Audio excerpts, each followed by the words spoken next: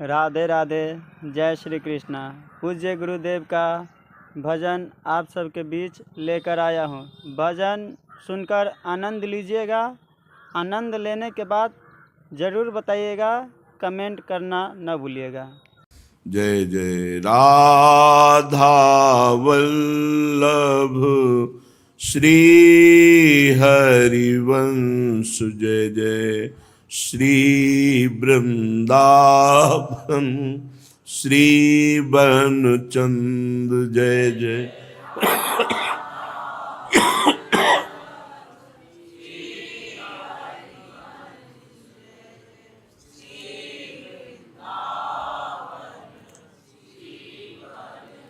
जय जय राधा वल्लभ गुरु हरिवंश, गुरु वृंदावन गुरु बनचंद, जय जय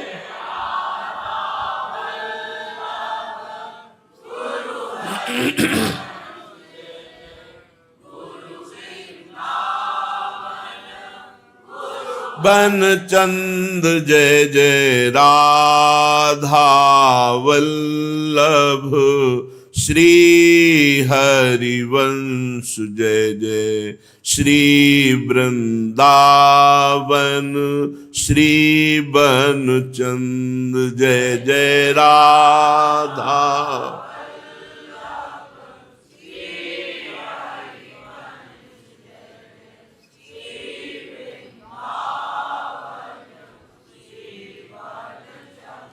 वृंदावनेश्वरी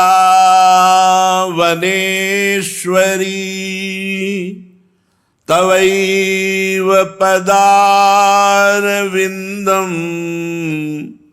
प्रेमामृतैकमकरंद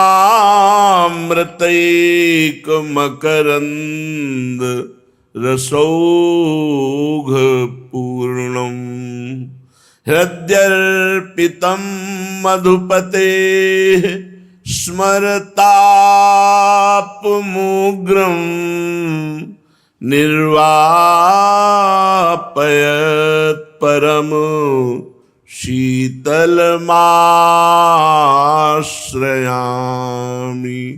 परम शीतलमाश्रयामि।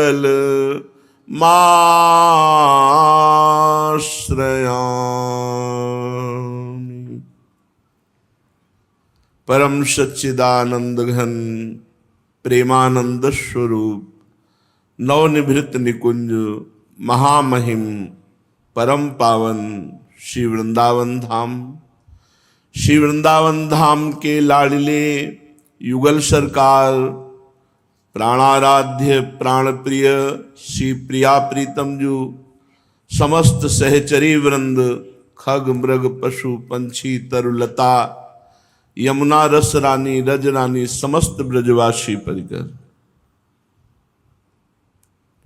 प्रतिपल प्रभु की अहेतुकी कृपा हमारे ऊपर बरस रही है, ये हमें अनुभव करना है। भयंकर पीड़ा भी हमारे प्रभु का प्रसाद है और अपार सुख समृद्धि भी हमारे प्रभु का प्रसाद है। प्रसाद में कड़ुआ या मीठा नहीं देखा जाता, प्रसाद देखा जाता है।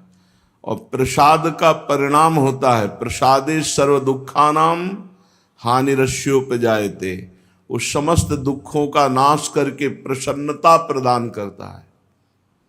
जो प्रतिपल अपने प्रभु की कृपा का आदर करते हुए निरंतर नाम जप का प्रयास करते हुए जीवन व्यतीत करता है, वो प्रभु को ऐसे प्राप्त हो जाता है जिससे पिता की संपत्ति पर पुत्र का अधिकार हो जाता है। जहां तक बने तहां तक इंद्रियों को कुमार्ग मार्ग से हटाएं, मन को प्रियालाल की तरफ लगाएं। जितना प्रयास आप में है, शेष तो शरणागत वत्सल युगल सरकार अपने आप देख लेंगे। हमको जितनी बुद्धि दी है, जितना बल दिया है, उसका हम दुरुपयोग न करें तो आगे का जो मार्ग है, आगे की जो चढ़ाई है, वो हम सहज में चढ़ जाएंगे। जैसे कोई आगे से पकड़कर घसीट रहा हो और पीछे से ठेल रहा हो तो चढ़ने वाले को कोई प्रयास नहीं रखता। ऐसे ही गुरु कृपा, इष्ट कृपा, गुरु कृपा आगे आगे घसीटती जा रही है, इष्ट कृपा हमको पीछे से वो बल दे रहे हैं जिससे हम गुरु आज्ञा पर चल पा रहे हैं। बस अगर इस जन्म में प्रियालाल तक पहुंच गए, जीवन की शाम होते होते, तो असली घर मिल जाएगा। अनंत जन्मों से भटक रहे हैं, इन शरीरों का कोई विश्वास नहीं। किस मिनट, किस सेकंड में, किस दिन, किस महीने, किस वर्ष में इसका अंत हो जाए। इसका अंत होने के पहले ही अनंत से हमारा संबंध हो जाए, प्रियालाल से हमारा संबंध हो जाए जो है, और उसी दृढ़ता में हम कैसी भी परिस्थिति हो उसी दृढ़ता में रहें। हम प्रियालाल के हैं, हर समय प्रयासरत, भीषण कष्ट में भी नाम का स्मरण, उस कष्ट की वेदना में भी प्रियालाल के प्रति प्रेम भाव। ये नहीं कि हाय हाय आप हमको इतना कष्ट दे रहे, कुछ तो करो ना।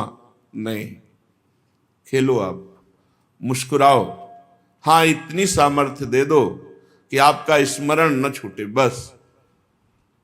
क्योंकि ये जीवन है ही संघर्ष में, किसी का भी जीवन हो, कोई ऐसा नहीं किसी एक व्यक्ति का है, ये संपूर्ण शरीरधारियों का है। कभी सुख, कभी दुख, कभी अच्छा, कभी बुरा, कभी मान, कभी अपमान, कभी निंदा, कभी स्तुति, ये द्वंद्व घेरते रहते हैं। लेकिन द्वंद्वातीत स्थिति भगवान का स्मरण है। जितना हम नाम जप करेंगे, नाम स्मरण करेंगे, उतना ही हम द्वंद्वातीत हो जाएंगे। श्री गोस्वामी तुलसीदास जी कह रहे हैं, जो पै जिय जान की नाथ न जाने। यदि तुम्हें प्रिया प्रीतम से परिचय नहीं हुआ तो तुम्हारी जिंदगी किस काम की। सच्ची मानिए, पानी का बुलबुला कभी भी फूट सकता है। अंजलि को कितना कसकर पकड़ो, पानी निकल ही जाएगा। पत्ते में लटकी हुई बूंद गिर ही जाएगी। ये कच्ची मटकी का घड़ा कभी भी फूट जाएगा। इस जीवन का परम फल है प्रभु से परिचय हो जाना, प्रभु को जानना। प्रभु को कैसे जानोगे? तो वही जान सकता है जिसे वो जना दे। सोई जाने यही देव जनाए। अब वो कैसे जनाएंगे? जब आप निरंतर पुकार करोगे, राधा राधा वल्लभ, राधा वल्लभ, राधा वल्लभ। हर समय नाम जप करोगे, नाम कीर्तन करोगे, वाणी पाठ करो, लगे रहोगे। वो देख रहे हैं कि ये हमें पाना चाहता है, ये हमें जानना चाहता है, तो जना देंगे। यदि आप प्रिया प्रीतम का नाम, प्रिया प्रीतम की शरणागति, प्रिया प्रीतम की सेवा, ये सब छोड़ करके और कोई अनुष्ठान करें तो सब कर्म धर्म श्रमदायक ऐसे कहत सयाने। जो पै जिय जानकी नाथ न जाने। जो विवेकी पुरुष ज्ञानी जन है, सयाने महापुरुष जन है, उन्होंने बताया कि वो धर्म कर्म सब बेकार यदि प्रभु से परिचय न हो, प्रभु से अपनापन न हो, ये ठसक ना आवे कि हमारे माई श्यामा जू को राज, तो तुम्हारे सब श्रम ही हुए, कोई हाथ नहीं लगा इनका फल। तो सब कर्म धर्म श्रमदायक ऐसे ही कहत सयाने। जो पे जिय जानकी नाथ न जाने। यदि प्रिया प्रीतम को नहीं जाना तो सारे कर्म धर्म सब श्रम ही हुए। बहुत बहुत पुण्य प्रभाव से स्वर्ग जाओगे, भोग भोगोगे, फिर पुण्य छीणे मृत्युलोके विशंति, मृत्युलोक आना पड़ेगा। जे सुर सिद्ध मुनि सजोग विद वेद पुराण बखाने, पूजा लेत देत पलटे सुख, हानि लाभ अनुमाने, जो पैजिय जान की नाथ न जाने। वेद पुराण कहते हैं कि जितने देवता हैं, सिद्ध हैं, मुनीश्वर हैं, योगी हैं, ये सब आपके पहले पुण्यों को लेते हैं, पूजा को लेते हैं, इसके बाद वो आपको नाशवान सांसारिक पदार्थ देते हैं। धोखा हमारे साथ वो नाशवान सांसारिक सुख देते हैं, सांसारिक उन्नति देते हैं, पर उसके बदले में हमारा पुण्य, हमारा अनुष्ठान, हमारा साधन वो लेते हैं। ऐसे फ्री नहीं दे देते। कोई भी देवता, कोई भी मुनीश्वर, कोई भी योगी, और वो देते समय ये विचार नहीं करते कि इसका लाभ होगा कि हानि होगा, जो मांगा सो दे दिया। लेकिन हमारे प्रभु हैं ऐसे कि 100 बार मांगो तो भी नहीं देंगे यदि उससे हानि होने वाली है, और वो तुम्हारे पुण्य नहीं, तुमसे कुछ नहीं लेंगे, अपनी तरफ से देंगे, पर शर्त है जो पैजी जानकी नाथ न जाने। यदि अपने जानकी नाथ मान लिए, अपने प्रियालाल मान लिए, अब वो देख लेंगे। अब आपके पुण्यों की, आपके सत्कर्मों की, आपके अनुष्ठान की जरूरत नहीं है। लेकिन यदि ऐसा नहीं है तो हमारे प्रभु ऐसे पूरा जगत मांगता रहता है, ऐसे नहीं देते। भगवान के 2 सिद्धांत समझने होंगे। एक सिद्धांत है प्रभु से अपनापन करके मांगना, वो भी आर्त है, अर्थार्थी है, जिज्ञासु है। भगवान ने ज्ञानी को भी भक्त कहा, 4 प्रकार के मेरे भक्त हैं। यदि हम प्रियालाल को अपना मानते हो फिर कोई बात मांगते हैं तो उसमें हमारे अनुष्ठान का खर्चा नहीं होगा, हमारे पुण्य खर्चा नहीं होंगे। हमारे मालिक हैं, हम उनके नौकर हैं, हमारे स्वामी हैं, हम उनके सेवक हैं। अगर वो देने लायक वस्तु है तो देंगे, नहीं तो नहीं देंगे, चाहे 1000 बार मांगो। ऐसा कृपालु कौन होगा? हम लोग अज्ञानी जीव यही सोचते हैं अगर ये काम बन जाता तो सब बन जाता। भगवान ने हमारी एक नहीं सुनी, नहीं सुनी इसलिए कि काम नहीं बनता। और उसके बड़े माया के विचित्र दाव हैं। भगवान ने देखा कि ना देने में ही इसका हित है। और एक है कि भगवान से अपनापन नहीं किए, मंदिर गए भगवान से मांगे, तो अब आपको उतना अनुष्ठान करना पड़ेगा, तपस्या करनी पड़ेगी। उतना अनुष्ठान और तपस्या के बल से जब मांगोगे तब तुम्हें वरदान मिलेगा। एक है अपनेपन का, और एक है जैसे दुकान में जाकर खरीदना। तो प्रभु आप ही एक ऐसे स्वभाव वाले हैं जो अहेतुकी कृपाल, और इसका हित होगा कि नहीं तभी देंगे, नहीं नहीं देंगे चाहे जितना। नारद जी ने श्राप दे दिया लेकिन ब्याह नहीं होने दिया। लेकिन जितने देवता, सिद्ध, मुनीश्वर और योग के ज्ञाता हैं वे सब लेकर ही बदले में कुछ देते हैं। आपके सिवा ऐसा किसका नाम है जो धोखे से बोल दे राधा राधा राधा? अगर ऐसे ही चिल्ला पड़े राधा राधा राधा तो पाप के समूह भस्म हो जाते हैं। करोड़ों दुष्टों ने इस नाम के प्रभाव से स्थिति प्राप्त की है, करोड़ों दुष्टों ने। अजामिल ब्राह्मण, व्यभिचारी, वैश्यागामी, पुत्र के बहाने नारायण बुलाया, परम पद का अधिकारी हो गया। व्याध हिंसक स्वभाव वाले जो राम नहीं कह सकते थे, मरा मरा कहकर ब्रह्म ऋषि हो गए। गजेंद्र जो मूढ़ योनि को प्राप्त था, पूर्व जन्म के भजन का स्मरण आया और भगवत प्राप्त चतुर्भुज नारायण स्वरूप हो गया। जटायु भगवान के स्मरण के प्रभाव से गीध देह तज धरि हरि रूपा, हरि रूप होकर वैकुंठ धाम को गया। पर उसका चिंतन बहुत गाढ़ था। जब भगवान ने देखा तो आगे पड़ा जटायु देखा सुमिरत राम चरण की रेखा, भगवान के चरण चिन्हों का चिंतन कर रहा है। अंतिम समय है, पूरा काट दिया है दशानन ने, पंख काट दिए, बहुत तरह से घायल कर दिया, समझ रहे प्राण निकलने वाले हैं। तो जटायु जी क्या कर रहे हैं? सुमिरत राम चरण की रेखा, भगवान के चरण चिन्हों का चिंतन कर रहे हैं। ये भगवान ने देखा, आगे पड़ा जटायु देखा सुमिरत राम चरण की रेखा, भगवान ने दौड़ करके गोद में उठा लिया।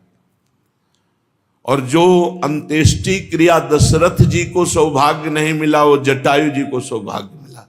अंत्येष्टि क्रिया भगवान ने की अपने शरणागत नाम जापक जटायु की। करोड़ों दुष्टों का उद्धार भगवान ने किया।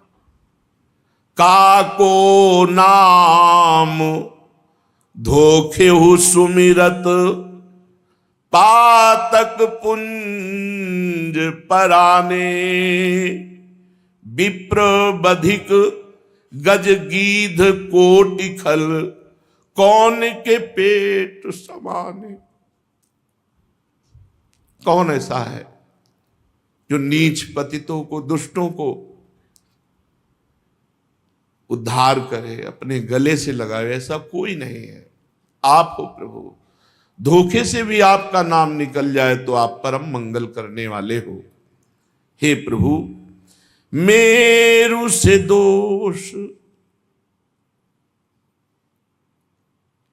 दूरी करी जन के, रेणु से गुण उर आने। सुमेरु पर्वत सबसे बड़ा पर्वत है। सुमेरु पर्वत के समान पाप हो, दोष हो, अवगुण हो, प्रभु मानते ही नहीं, क्योंकि वो शरणागत है। और कह रहे रेणु कण, छोटा थोड़ा सा भी गुण, थोड़ा सा भी भजन, थोड़ा भगवान की सेवा, भगवान उसे बहुत करके मानते हैं। मेरु से दोष दूरी करी जन के, रेणु से गुण उर आने। तुलसीदास तेहि सकल आस तजी, भजहि ना अजहू अयाने। अरे अज्ञानी, अभी समय है, सारी आशाओं की पूर्ति हो जाएगी। तुम छोड़ो अन्य से आशा करना, एकमात्र प्रभु के दास बन जाओ, बस हो जाएगा सब कुछ। प्रभु की शरण में आ जाओ। अरे अयाने, अरे मूर्ख, समय क्यों नष्ट कर रहा है? कोई ऐसा त्रिभुवन में प्रभु जैसा नहीं है। प्रभु के समान नहीं, फिर प्रभु से बढ़कर कौन होगा? एक नियम ले ले, जबान से व्यर्थ बकवाद न करके नाम जप करेंगे। नाम का ऐसा अभ्यास कि जितना कष्ट हो उसमें और नाम चले। जब विशेष कष्ट होता है तब कष्ट की स्मृति होने लगती है, अभ्यास पुष्ट न होने के कारण। और जब भीषण कष्ट होता है तो भगवान की विस्मृति नहीं होती, अभ्यास पुष्ट होने के कारण। अभ्यास पुष्ट कर लो। काहे न रसना राम ही गावही, निश दिन पर अपवाद वृथा कत, रटि रटि राग बढ़ावही। काहे न रसना राम ही गावही। अरे जीव, तुझे बोलना ही तो है, तो बोलना भगवान नाम। क्यों व्यर्थ का बकवाद बोलती है? रात दिन दूसरे की वार्ता, दूसरे की निंदा, दूसरे की चुगली, क्यों पाप कमा रहे हो? ये तो बहुत घातक वस्तु है। उपासक को बंद कर देना चाहिए। या तो प्रभु की चर्चा बोले और या फिर मौन रहे। किसी के विषय की चर्चा ना अच्छा ना बुरा, कोई तुमसे कह रहा हो बहुत अच्छा है, भगवान की कृपा है, वो बहुत बुरा है, क्या लेना देना है, श्री हरिवंश चल दे, कुछ नहीं। उसके विषय में ना अच्छा बोले ना बुरा। तात सुनो मायाकृत गुण और दोष अनेक, गुण या उभय न देखी, देखी स्व विवेक। हे तात, ये गुण दोष मायाकृत हैं। उत्तम बात यह है कि ना किसी के गुण देखे ना किसी के दोष देखे, क्योंकि गुण दोष देखना अज्ञान है, उसमें श्री भगवान को देखे, भगवान बैठे हैं। तो निस दिन पर अपवाद वृथा कत, रति रति राग बढ़ावही, काहे न रसना राम ही गावही। हे जिभ्या, तू व्यर्थ में चुगली निंदा स्तुति ये क्यों किसी की करते हो? प्रभु की तरफ अपनी वाणी को लगाओ, उनके चरित्र गाओ, उनके नाम गाओ, उनका नाम का कीर्तन करो खूब, बड़ा आनंद। भगवान में चित्त जुड़ जाए तो चाहे जितने कष्ट में हो, बड़ा आनंद। भगवान में चित्त न जुड़ा हो तो राग द्वेष का ही चिंतन होता है। नरमुख सुंदर मंदिर पावन, बसी जनिता ही लजावही, शशि समीप रही त्याग सुधाकत, रवि कर जल कहां धावे। गोस्वामी जी कह रहे, यदि तुम अपनी जिह्वा से नाम रटने का, भगवत लीला चरित्र गाने का नियम ले लो तो ये मुख रूपी सुंदर घर पवित्र हो जाए। ये घर ना रह जाएगा, फिर मंदिर बन जाएगा। क्यों लज्जा वाली बातें करते हो? विषय की बातें छोड़ो, भगवान का नाम रटो, जिससे तुम्हारा मुख मंदिर हो गया। चंद्रमा के पास रहते हुए भी अमृत को छोड़कर क्यों मृग तृष्णा जल के लिए दौड़ लगा रहे हो? कभी प्यास नहीं बुझेगी। अमृत है नामामृत, राधा नाम सुधा रसम। ये नाम अमृत रस से पियो, तृप्त हो जाओगे, सारी कामनाएं पूर्ण हो जाएंगी, शांत हो जाएंगी। और इसे छोड़कर मृग तृष्णा जल कहते, जहां बूंद भर पानी नहीं, केवल दूर से दिखाई देता है, वो रेत में ऐसा, वहां तुम दौड़ो, पानी एक बूंद नहीं मिलेगा। संसार के भोगों की बातें ये कलयुगी हृदय को ऐसा लगता है, हर्ष होता है कि बहुत बढ़िया बातें हो रही, दूसरे की निंदा, दूसरे की चुगली, ऐसी बातें। काम कथा कलि कैरव चंदिनी, सुनत श्रवण दे भावही। कभी सत्संग ऐसे भाव से नहीं सुनते। 2 घंटा पराई निंदा, पराई चर्चा, व्यर्थ की बातें, एक बार भी नींद नहीं आएगी, और 1 घंटा सत्संग में नींद आ जाएगी। ये काम की कथा, अश्लील बातें, गंदी बातें, कलयुग की कुचाल बड़ी विचित्र है। इसमें कलयुगी जीवों का मन रूपी कुमुदनी खिलता है। कलयुगी जीवों का वो बहुत श्रवण दे करके, मन लगा करके दूसरे की निंदा, दूसरे की बातें सुनते हैं। तिन्ह ही हटकी कही हरि कल कीरति, करन कलंक नशावही। डांटो अपने मन को, इंद्रियों को डांटो। भगवान नाम रूपी अमृत ना पान करके इधर उधर की काम कथा, लोक कथा, व्यर्थ कथा ये कहती हैं, ये सुनती हैं, इनको डांटो। अरे जीव, विषय चर्चा करते हुए तो अनंत जन्म व्यतीत हो गए, एक बार ये जीवन हरि चर्चा में तो लगा दे, हरि यश श्रवण में लगा दे कान, और हरि यश गाने में लगा दे जिह्वा को। खूब नाम जप कर, जिससे कानों का कलंक दूर हो जाए। गंदी बातें सुनते हुए अपवित्र हो गए कान। जब हम भगवत चर्चा सुनते हैं तो हमारे कान पवित्र हो जाते हैं। जब हम नाम जप करते हैं, नाम कीर्तन करते हैं, तो हमारा मुख मंदिर हो जाता है।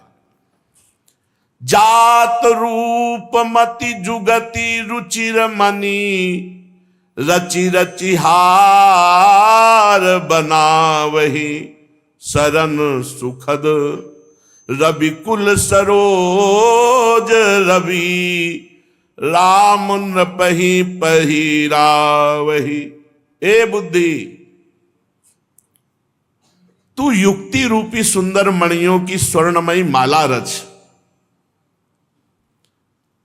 खूब नाम जप करने की युक्ति, भगवान की लीला कथा सुनने की युक्ति, भगवत पूजा की युक्ति, भगवत भक्तों के चरित्र सुनने की आसक्ति, ये सब मणियां हैं। इनको पो और अपने प्राणाराध्य महाराजा धीराज अखिल कोटि ब्रह्मांड नायक परात्परी इस प्रभु श्री हरि को पहनाओ। रोज यही पूजा करो, खूब नाम जप, खूब कथा, खूब कीर्तन, भगवत सेवा, ये सब पुष्प हैं, ये सब मणियां हैं। इनको पिरोया, दिन भर यही करते रहे और इनको फिर प्रभु के गले में पहना। त्वदीयम वस्तु गोविंदम तुभ्यमेव समर्पये। कोई कामना नहीं, कोई चाह नहीं। वाद विवाद स्वाद तजी भजी हरि, सरस चरित चित लावही, तुलसीदास भव तरही तिहू पुर, तू पुनीत जस गावही, तू पुनीत जस पावही। यदि वाद विवाद छोड़ दे, किसी से कोई वार्ता मत करो, भगवत वार्ता की सिवा, और कोई स्वाद के चक्कर में मत पड़ो। खान पान कितने दिन का, मरोगे तो है ही है, जाना तो है ही यार। कब जाना है पता नहीं, पर जाना है। यहां सब ऐसे ही पड़ा रहेगा। बैंक बैलेंस, रुपया पैसा, पत्नी पुत्र परिवार, सब ऐसे, ये मायाकृत है। मान लो बात, भजन कर लो तो कल्याण, नहीं तो सब ऐसे रह जाओगे। भजन में चित्त अभी कहने पर नहीं लगा रहे, फिर कोई कहने वाला नहीं मिलेगा। कौन कहने वाला है आप देख लो। कोई तुम्हें डांटने वाला हो, कोई तुम्हें कहने वाला हो, कोई तुम पर अंकुश रखने वाला हो, ना ना, आप मनमानी करो, इसके बाद जेल जाओ। कोई बोलने वाला नहीं, कोई पुचकारने वाला नहीं, कोई शरण में लेने वाला नहीं, कोई दुलार करने वाला नहीं। अभी अवसर है, निकल चलो, अपनी निष्ठा बना लो। शरीर स्वस्थ है तो हर समय राधा वल्लभ श्री हरिवंश, राधा वल्लभ श्री हरि, ये अमृतमय है। श्री हरिवंश चंद्र शुभ नाम, सब सुख सिंधु प्रेम रस धाम, जाम घटी विसरय नहीं। सेवक जी कह रहे हैं मेरे को जो वृंदावन नित्य विहार रस सब कुछ प्राप्त हुआ, इसी नाम से प्राप्त हुआ। यदि आप घर से निकलते समय श्री हरिवंश श्री हरिवंश श्री हरिवंश श्री हरिवंश, सब विघ्न नष्ट हो जाएंगे। प्रभाव देखिए आप कैसे, ये दिव्य नाम है। ये दिव्य नाम अपने आप प्रकट होकर श्रद्धा विश्वास दृढ़ता खरीद लिया, खरीद लिया। अब जो कुछ है वो श्री हरिवंश है। ये कृपा है इस समय। वाद विवाद स्वाद तज भज हरि, सरस चरित चित लावहि। प्रभु के ऐसे मंगलमय पावन चरित्र हैं जिनको सुनकर हमारा चित्त प्रभु में आसक्त हो जाए। इसलिए स्वादिष्ट भोजन का त्याग, वाद विवाद का त्याग, किसी से भी हम किसी भी तरह कोई संभाषण न करके नाम जप अधिक से अधिक बढ़ाएं। जैसे हमको कल यहां से जाना है तो जल्दी से जल्दी समेट लें कीमती चीजें, क्योंकि जाना है तो कीमती चीजें हैं भगवान का नाम, भगवान की कथा, दूसरे को सुख पहुंचाना, भगवत सेवा करना, ये कीमती है। ये नष्ट नहीं होंगी, किसी काल में नष्ट नहीं होंगी। तुलसीदास जी महाराज कहते हैं संसार सागर से तू मुक्त हो जाएगा, तीनों लोकों में तेरा यश हो जाएगा, तेरी पावन कीर्ति फैल जाएगी यदि तू वाद विवाद, काम कथा, लोक कथा, व्यवहार कथा, राज कथा त्याग करके भगवान की चर्चा, भगवान की चर्चा सिर्फ भगवत प्राप्ति के लिए, उसका उद्देश्य यदि और हुआ तो हम भगवत प्राप्ति होगी ये बात नहीं कह सकते। भगवान की कथा देखो, इसीलिए गोस्वामी तुलसीदास जी ने लिखा, चौथी भगति मम गुणगन करे कपट तज गान। कपट मतलब अपने स्वार्थ की पूर्ति के लिए भगवत कथा कहना, ये अलग हो गया, और भगवत प्राप्ति के लिए भगवत चर्चा करना, भगवत चर्चा सुनना, ये अलग हो गया। तू तीनों लोगों को पावन करने वाला बन जाएगा। इसलिए जीवन का परम लाभ भगवान के आश्रित होकर ये जान लेना कि हमारे स्वामी हैं श्यामा श्याम, और रात दिन उनकी सेवा में, उनके सुमिरन में रहना। चलते हैं श्रीमद् भागवत महापुराण, जिसमें भगवान ने समुद्र मंथन करा करके दिव्य रत्नों को प्रकट किया। 14 रत्न जो कुछ दैत्यों को मिले, कुछ देवताओं को मिले, और कुछ स्वयं श्री भगवान ने स्वीकार किए। आखिरी में भगवद अवतार धन्वंतरी जी अमृत का कलश लेकर, तो अमृत का कलश देखते ही दैत्यों ने बलपूर्वक छीन लिया। भगवान सर्व सामर्थ्यशाली है। देवता बड़े चिंतित हो गए कि जिसके लिए हम इतना प्रयास कर रहे हैं वो प्रयास तो निष्फल हो गया। भगवान तो अमृत कलश देखते ही रह गए धन्वंतरी जी, और दैत्य छीन ले गए। भगवान ने कहा तुम चिंता मत करो, मैं अभी अमृत तुम्हें पान कराता हूं। इससे एक बल मिलता है। साधक जब साधना करता है तो उसकी साधना को बाधा पहुंचाने के लिए माया उसकी पहुंचते पहुंचते हटा देती है। जैसे सब कुछ हो गया, अमृत निकल आया, पर पीने को नहीं मिला, दैत्य ले गए। तो भगवान की यदि आश्रित है तो कोई भी बाधा उसे परास्त नहीं कर सकती। सीम की चाप सके को ताशु, बड़ रखवार रमापति जाशु। भगवान ने मोहिनी रूप धारण किया और स्पष्ट भगवान ने कहा कि देखो हम कुलटा हैं, स्वच्छंद चारणी हैं, हम पर विश्वास न करना। और मुस्कुराकर स्त्री सुलभ कटाक्ष, ऐसे सुंदर कि भगवान शंकर मोहित हो गए थे। सोचो, पास में त्रिपुर सुंदरी अंबा रहती हैं, त्रिपुर सुंदरी हैं, त्रिभुवन में कोई सुंदर अंबा जैसा नहीं है। तो अंबा पास में रहती हैं तो भला वो सुंदरता से मोहित क्या होने वाले, पर भगवान की ऐसी सुंदरता थी कि भगवान शिव मोहित हो गए। तो ये दैत्य बेचारे कैसे नहीं मोहित हो जाते। इन्होंने अमृत कलश हाथ में दे दिया। भगवान ने कहा उचित और अनुचित जो भी हम करें तुम हमें दोष नहीं दोगे, तो हम अमृत कलश में अमृत बांटने के लिए तैयार हैं। दैत्यों ने कहा नहीं टोकेंगे। पहले भगवान दैत्यों की तरफ से गए, पर नेत्रों के कटाक्ष से बांधते हुए अमृत किसी को नहीं पिलाया। पर जब देवताओं की तरफ पंक्ति में गए, दोनों पीठ किए पंक्तियां बैठा ली थी कि एक दूसरे को देख न सके। बड़ी रफ्तार से भगवान पिलाते चले जा रहे, तो दृष्टि दैत्यों की तरफ थी। इतने में राहु नाम का एक दैत्य ने सोचा कि आखिरकार हो क्या रहा है। उसने देखा, तुरंत मुड़ना ही था, ऐसे किया सो सूर्य चंद्रमा के बीच में था। सूर्य चंद्रमा ने कहा प्रभु ये राहु दैत्य। भगवान ने सुदर्शन चक्र का प्रयोग किया, जिससे अमृत अभी नीचे नहीं उतर पाया था, तो नीचे तो मृत हो गया, ऊपर का दिव्य हो गया।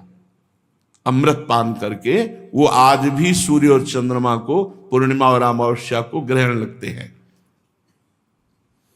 पूरा अमृत पिला दिया देवताओं को, कलश सामने फेंका दैत्यों के, और अपने स्वरूप में आ गए। अरे उनका ये तो हरि है, हमारे साथ तो बड़ा धोखा हुआ। भगवान गरुड़ को बुलाया, गरुड़ पे बैठे उड़ गए। अब देवता और दैत्यों में भारी युद्ध प्रारंभ हो गया। परम पुरुष भगवान की अहेतुकी कृपा से देवताओं में कोई घबराहट नहीं थी, क्योंकि अमृत पान कर चुके थे। नवीन उत्साह का संचार। विविध प्रकार से दैत्यों और देवताओं का युद्ध हुआ। बलि ने कहा, इंद्र, जो लोग काल शक्ति की प्रेरणा से अपने कर्म के अनुसार युद्ध करते हैं, वो जीत और हार, यश और अपयश और मृत्यु इनकी परवाह नहीं करते। इसी से ज्ञानी जन इस जगत को काल के अधीन समझकर ना तो विजय होने पर हर्ष से फूल उठते हैं और ना तो अपकीर्ति, हार और मृत्यु होने से शोक के वशीभूत होते हैं। तुम लोग तत्वज्ञानी नहीं हो, इसलिए फूल रहे हो कि अमृत पी लिया है। तुम लोग अपने को जय पराजय आदि का कारण कर्ता मानते हो, इसलिए महात्माओं की दृष्टि से तुम सोचनीय हो। हम तुम्हारे मर्म स्पर्शी वचन स्वीकार ही नहीं करते, फिर हमें दुख क्यों होगा। प्रहलाद पुत्र विरोचन, पुत्र बलि, इतने महाभागवत है। सुखदेव जी कहते हैं, वीरवर बलि ने इंद्र को फटकारा। बलि की फटकार से इंद्र कुछ झेप गए। फिर वीरों का मान मर्दन करने वाले बलि अपने धनुष को कान तक खींच खींच कर बहुत से बाण इंद्र को मारे। इंद्र का अत्यंत तिरस्कार किया, पर इंद्र मरने वाले तो है नहीं, क्योंकि अमृत पी चुके हैं। भगवान ने दैत्यों को अमृत क्यों नहीं पिलाया, मेहनत करवाई? क्योंकि उनको पता है कि इनके पक्ष में मृत संजीवनी विद्या जानने वाले शुक्राचार्य हैं। एक भी दैत्य मरा नहीं रहेगा, जहां मरता मृत संजीवनी डाल देते हो। देवताओं के पास ये थी नहीं, क्योंकि दैत्य गुरु शुक्राचार्य जी को ये पता थे, दूसरे को पता नहीं है। तो इसीलिए भगवान ने विचार पूर्वक कि इनके पास मृत संजीवनी विद्या है और इनको अमृत पिला देते हैं, दोनों समान हो जाएंगे।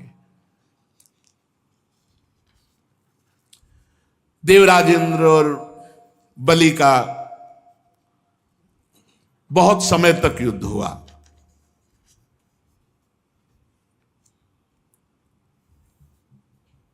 त्वष्टा की तपस्या का सार जो वृत्तासुर प्रकट हुआ था, इंद्र ने कहा, मैंने वज्र के द्वारा उसको मार डाला। अनेक दैत्य जो बहुत बलवान थे, किसी अस्त्र शस्त्र से नहीं मरते थे, उनको मृत्यु के घाट इसी वज्र से उतार दिया। वही मेरा वज्र ये नमुच नाम के दैत्य को क्यों नहीं मार पा रहा? ये ब्रह्म तेज से बना हुआ वज्र इसके गले में खरोच भी नहीं कर पा रहा। इंद्र बहुत विषाद करने लगे। नमुची आक्रमण पे आक्रमण कर रहा है, पर देवराज इंद्र का वज्र काम नहीं कर रहा। तो आकाशवाणी हुई कि ये दानव न सूखी वस्तु से मरेगा न गीली वस्तु से, इसे वर मिल चुका है। सूखी या गीली वस्तु जो ना होगी उससे मर जाएगा। इसलिए इंद्र इस शत्रु को मारने के लिए विचार करो जो सूखी और गीली वस्तु ना हो। आकाशवाणी सुन करके बड़ी एकाग्रता से विचार करने लगे कि कौन सी ऐसी वस्तु है जो सूखी या गीली नहीं है, उससे मारा जा सके। तो ध्यान में आया भगवत प्रेरणा से फेन। फेन ना सूखा है और ना गीला है, इसलिए उन्होंने समुद्र का फेन लिया और फेन फेंका, तो फेन से उसकी गर्दन कट गई, जो वज्र से नहीं कटी थी। गंधर्व शिरोमणि विश्वावसु तथा परावसु गान करने लगे, देवताओं की दुंदुभियां बजने लगी, नर्तकियां आनंद से नाचने लगी। इस प्रकार वायु, अग्नि, वरुण आदि दूसरे देवताओं ने भी अपने शत्रुओं को परास्त किया। ये भगवान की लीला होती रहती है। कभी दैत्य परास्त करते देवताओं को, कभी देवता दैत्यों को, कभी साधु जनों की विजय होती, कभी असाधु जनों की विजय होती है। पर जो भगवान की छत्र छाया में रहते हैं उनका सदा मंगल ही होता है। नारद जी आए और कहा, देवता और दैत्यों, आप लोग अपने अपने बल को लगाकर देख चुके हो, अब हमारी आज्ञा है कि दोनों सुख समृद्धि को प्राप्त हो और युद्ध बंद करो। सुखदेव जी कहते हैं देवताओं ने देवर्षि नारद की बात मानकर अपने क्रोध के वेग को शांत किया और फिर दैत्यों ने भी वही बात मानी और युद्ध बंद हुआ। नारद जी एक ऐसे महात्मा हैं कि देवता मतलब कंस के पास जाते हैं तो वैसे ही सम्मान, वसुदेव जी के पास तो वे कहीं भी जाएं इनका कहीं तिरस्कार नहीं, और सबको ऐसा लगता है मेरे हित की ही बात कहते हैं। जो मरे हुए दैत्य थे, देखो शुक्राचार्य जी ने अपनी मृत संजीवनी विद्या से उनको जीवित कर दिया। किसी के कोई घाव नहीं, कोई कटे अंग नहीं, सब स्वस्थ। इसीलिए भगवान ने देवताओं को अमृत पिलाया। बलि जी भगवान का चिंतन करते हुए न दुख न सुख। श्री सुखदेव जी कहते परीक्षित, एक तुम्हें बड़ी आश्चर्यमयी बात बताता हूं। भगवान शंकर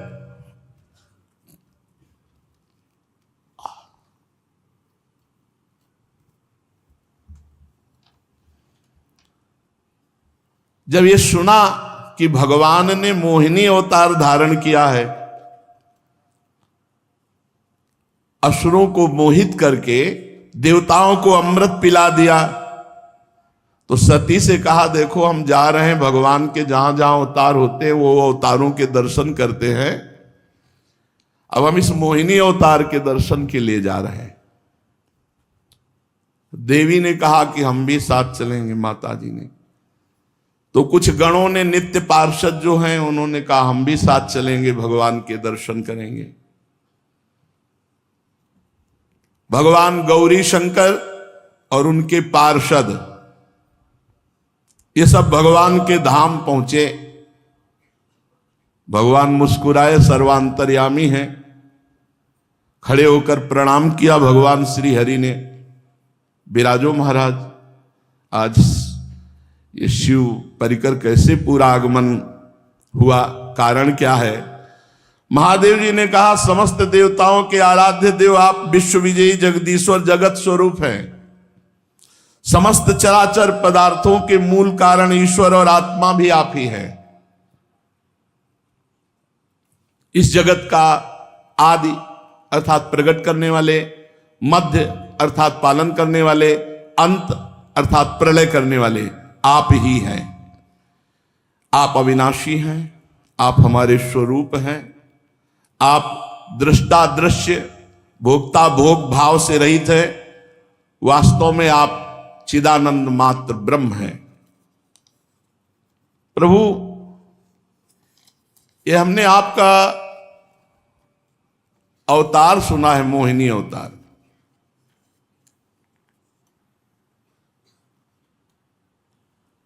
बड़े बड़े ऋषि मुनियों को सुख देने वाले अवतार तो हमने प्रभु देखे, लेकिन दैत्यों को मोहित करने वाला ये अवतार। श्री सुखदेव जी कहते हैं जब भगवान शंकर ने ऐसा कहा तो भगवान श्री हरि हंस दिए और बोले रहने दो, इस चक्कर में मत पड़ो। और अवतार अलग बात है, ये हमने मोहित करने वाला अवतार लिया था। शंकर जी, अमृत का कलश दैत्यों के हाथ में चला गया था, दूसरा कोई उपाय नहीं था। देवताओं का काम बनाने के लिए कौतूहलवश वो महासुंदर रूप मैंने धारण किया कि वो अपने आप कलश हमारे हाथ में दे दिए। देव शिरोमणि, वैसे योगी पुरुष को इस रूप को नहीं देखना चाहिए, पर आप देखना चाहते हैं, मैं दिखाऊंगा। परंतु ये आप में भी उत्तेजना पैदा कर सकता है, पहले बता दिया। आप में भी उत्तेजना पैदा कर सकता है। संकल्प प्रभवोदयम, काम संकल्प आपके अंदर उदय हो सकता है। भगवान शंकर ने कहा प्रभु आप ही तो है ना, कोई और तो नहीं है ना, हम देखना चाहते हैं। बस जहां भगवान विराजमान थे वहां से अंतर ध्यान। तो जब कोई सामने हो और आंखों से ओझल हो जाए तो इधर उधर दृष्टि जाती है, तो देखा कि एक गेंद उछालते हुए वही 14-15 वर्ष की अवस्था की नव किशोरी होती है। बड़ा सुंदर उपवन, भांति भांति के ऐसी लताएं वृक्ष फूले हुए झूम रहे हैं, लाल लाल कोपलें, और गेंद उछाल रहे हैं भगवान। और गेंद उछालते समय वस्त्र इधर उधर हो रहे, कमर की करधनी, कर की चूड़ी और श्री चरणों के नूपुर ये ध्वनि भी कर रहे हैं। अब महायोगी भगवान शिव को मोहित करना चाहते हैं तो फिर श्री चरण एकदम लाल लाल सुकुमार नवीन पल्लव की तरह, और वो ठुमुक ठुमुक कर चाल, बड़े लीला बिहारी।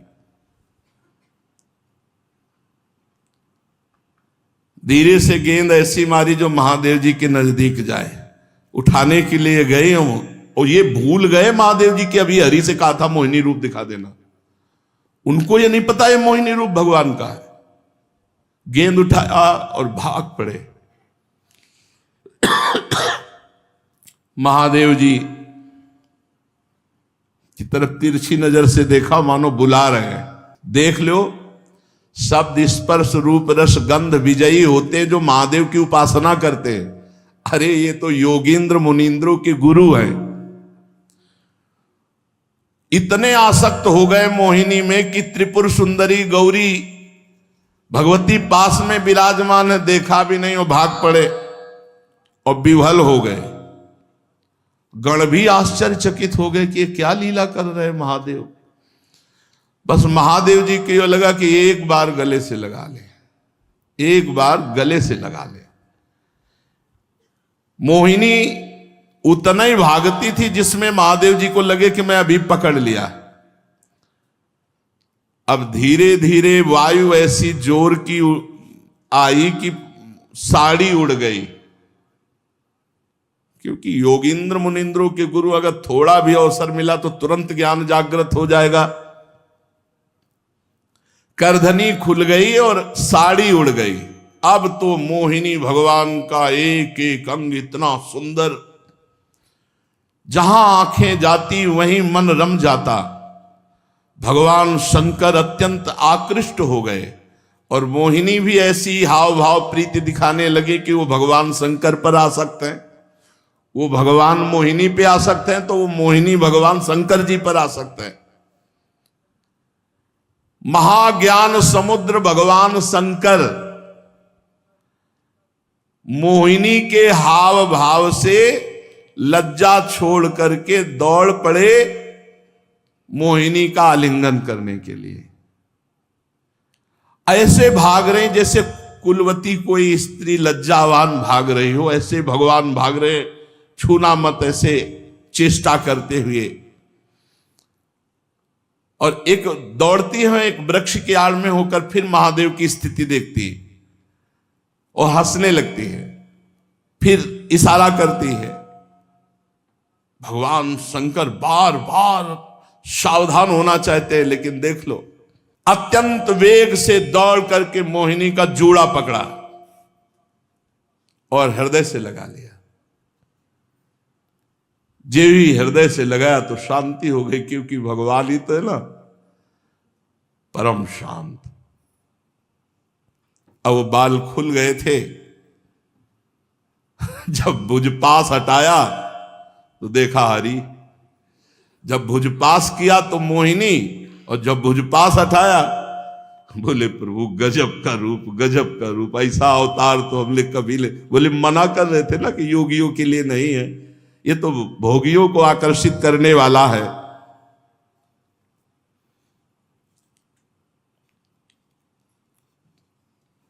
भगवान श्री हरि,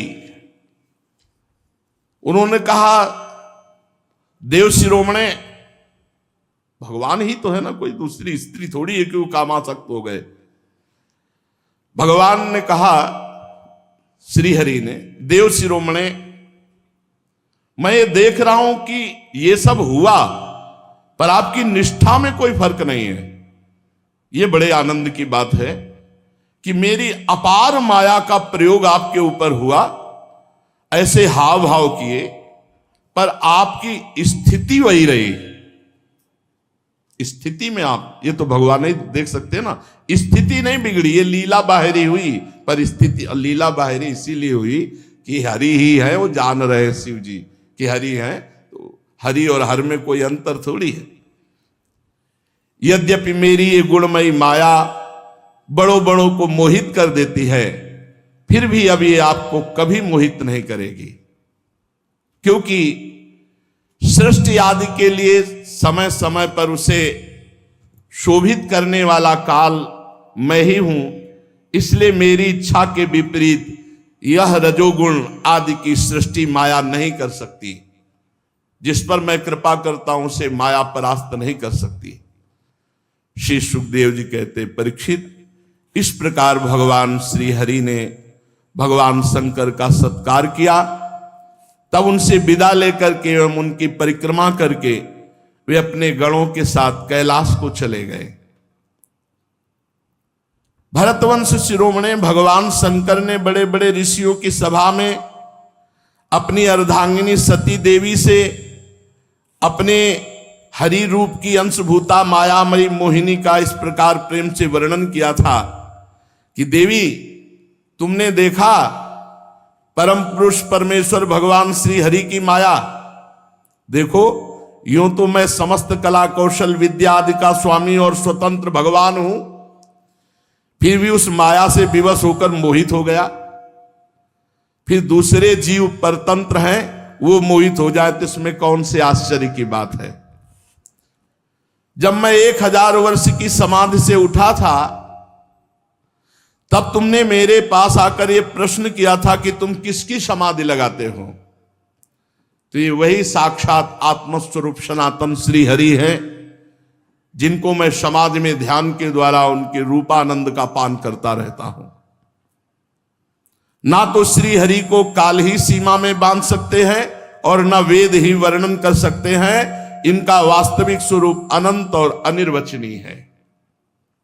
श्री सुखदेव जी कहते, परीक्षित, मैंने विष्णु भगवान की ऐश्वर्यपूर्ण लीला तुमको सुनाई, जिसमें समुद्र मंथन के समय अपनी पीठ पर मंदराचल धारण करने वाले भगवान का वर्णन हुआ। जो पुरुष भगवान का ये समुद्र मंथन, मोहिनी अवतार धारण करना, भगवान शंकर का मोहिनी रूप में आसक्त हो जाना, ये चरित्र सुनेगा, वो भगवान की माया से मोहित नहीं होगा। ये लीला संसार के समस्त क्लेश मिटाकर बिना परिश्रम के भगवत प्राप्ति कराने वाली है। ये जो लीला सुनी आपने, चाहे भगवान के चरणों की शरण ग्रहण करे या ना किए हो, कोई भी सुने चरित्र भगवान के, तो भगवान के प्रति शरणागति का भाव आ जाएगा और बिना परिश्रम के उसका भजन बनने लगेगा और भगवान की उसको प्राप्ति होगी। आज यहीं विश्राम करते हैं।